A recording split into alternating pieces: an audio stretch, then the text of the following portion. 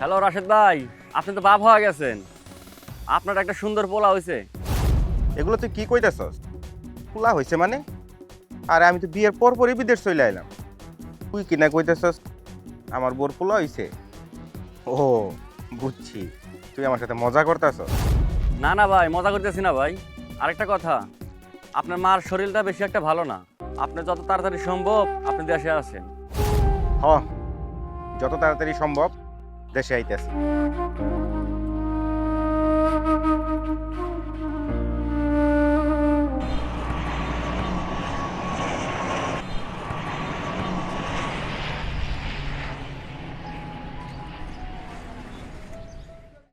আল্লাহ রে, এই দিন দেওয়ানের আগে আমার মরণ হইল না কেন?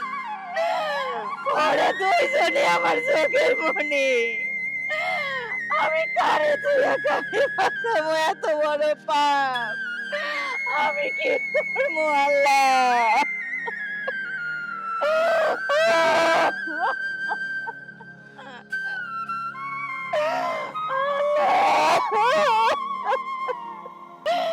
বৌমা, তুমি এত বড় পাপ তুমি কেমনে করলে? আমার পোলাটারে এমনে তুমি ঠগাইতে পারলা? মন্টু, ওটা ওই পরের মাইয়া। তুই তো বড় ভাই, বড় ভাই হইয়া ছোট ভাইয়ের এত বড় সর্বনাশ তুই কেমনে করলি? তোর কি বাঁচতে বলেন একটা কথাও কইলে না রে আল্লাহ। থাক, এখন আর কান্দাকাটি করে কোনো লাভ নাই। আমার ইউনিয়নের মধ্যে এরকম ন্যাক্কারজনক একটা ঘটনা আগে কখনো ঘটে। সি সি সি, মন্টুর মতো একটা মানুষ তার নিজের ছোট ভাই বউর লগে একটা ভাবতেও পারি না। আমার ভাবতে গেলে গা কাটা দিয়ে উঠে। আমি আর সমুচিত বিচার করব। লজ্জা করলো না এরকম একটা কাজ করতে? আরে তোমার তো আমি ভালো মানুষ মনে করছিলাম, কিন্তু তোমার মধ্যে যে এই শয়তান বসবাস করে এটা আমি জানি না। তোমাদের আমি এমন শাস্তি দিব, এই তল্লাটের এই ধরনের কাজ কেউ যেন করতে সাহস না পায়। আকাশ, জি চেয়ারম্যান সাহেব। কি ব্যাপার? তুই রাশেদকে ফোন করছিলি তো? হ্যাঁ, রাশেদ ভাইকে ফোন দিছিলাম, এখন তো চলে আসার কথা। ঠিক আছে, খালি রাশেদ আসুক, দেখ আমি কি করি।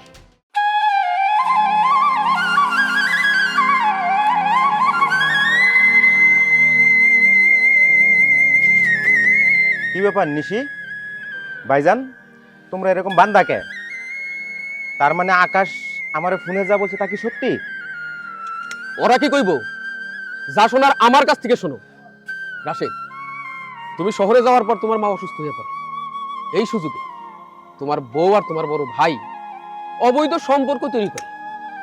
এই বিষয়টা গ্রামে কানাকানিও হয়, আমার কান পর্যন্ত আসে। তোমার ভাইরে আর তোমার বউরে আমি ভালো মতো বুঝাই দিছিলাম মুখে মুখে, দেখো যাই করো আগুন নিয়ে খেলো না, সম্মান নিয়ে খেলো না, আমারও সমাজ জামাত নিয়ে থাকি। কিন্তু আমার মৌখিক কথায় কাজ হয় নাই। শেষে আপত্তিকর অবস্থায় তোমার বউয়ের সাথে তোমার ভাইকে ধরা হয়েছে। রাশেদ, তুমি তো দীর্ঘদিন বিদেশ ছিলা, বাড়ির সাথে তেমন যোগাযোগ করো নাই। জানি না কোন কারণে তোমার মার লগেও কথা কও না। পরে শুনলাম তোমার বউ নাকি তোমার সাথে তোমার মায়ের কথা কইতে দিত না। তো যাই হোক, আরেকটা ঘটনা আছে যা শুনলে তোমার মাথায় আকাশ ভেঙে পড়বে। তুমি জানো না, তোমার বউ কয়েকদিন আগে একটা পুত্র সন্তানের জন্ম দিছে, যার বাবা হইল তোমার এই লম্পট ভাই। হয়তো আকাশ তোমার ফোনে সবকিছু কইছে। তাই আমার ইউনিয়নে এই সমস্ত ন্যাক্কারজনক ঘটনা আগে ঘটে নাই। যে ঘটনা তোমার ভাই আর তোমার বউ ঘটাইছে, তোমার বউরে আর তোমার ভাইরে আমার এই এলাকায় রাখা আমার পক্ষে সম্ভব না। আমার ইচ্ছা আছে এই লম্পট দুইটারে জুতার মালা গলায় দিয়ে আমি সারা এলাকা দিয়ে ঘুরামো। তোমার যদি কিছু করার থাকে তুমি কও। নিশি, আমরা না দুইজন দুইজনরে ভালোবাসে বিয়ে করছিলাম। তুমি না আমি বিদেশ যাওয়ার সময় আমার মাথা ছুঁয়ে কসম করলা আমার আমানতের খেয়ানত করবা না, তাহলে এমন করলা কেন নিশি?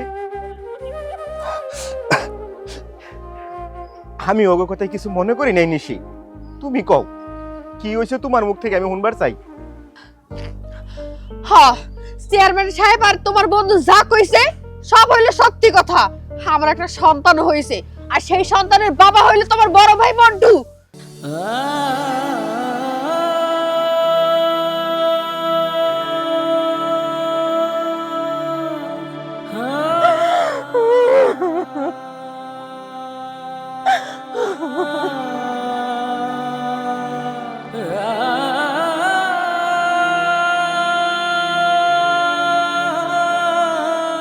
কয়েকদিন পরেই বিদেশ চলে গেলা। আমি বারবার করে কইলাম এখন বিদেশ যাওয়ার কোনো দরকার নাই, কয়েকটা দিন পর যাও, কিন্তু না, তুমি আমার কোনো কথা শোনো নাই। নিজের জিদ কইরা নিজে বিদেশে গেছো।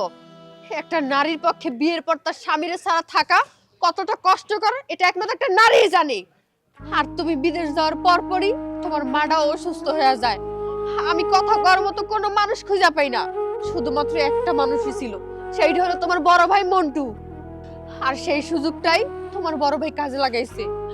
শোনো, তার একার দোষ নাই, দোষ কিন্তু আমারও আছে। আমি যদি সুযোগ কইরা না দিতাম তাহলে সে কোনোদিন সুযোগ পাইতো না। সমাজের চোখে আমরা দুজনই দোষী। এখন চেয়ারম্যান সাহেব যেই শাস্তি দিব আমরা দুজন সেই শাস্তি মাথা বাইতে নিব। রাশেদ, সবই তো শুনলা তুমি নিজের কানে। নিজের বরবাদ হওয়ার বিষয়টা কেমন উৎসাহ নিয়ে তোমার কাছে স্বীকার করো।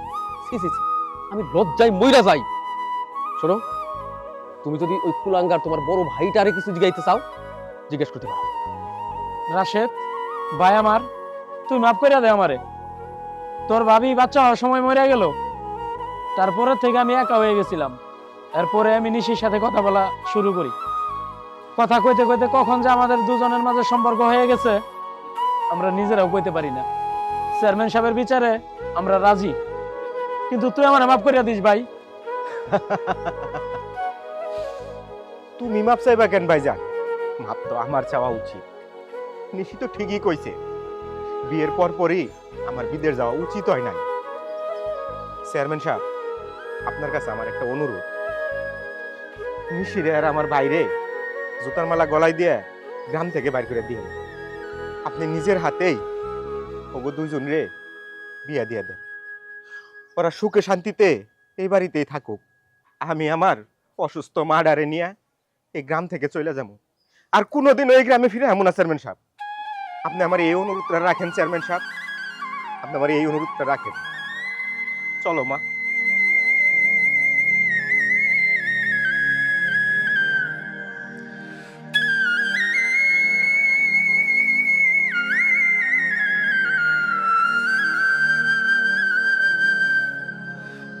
শোনো, তোমরা বিয়ের জন্য প্রস্তুত হও।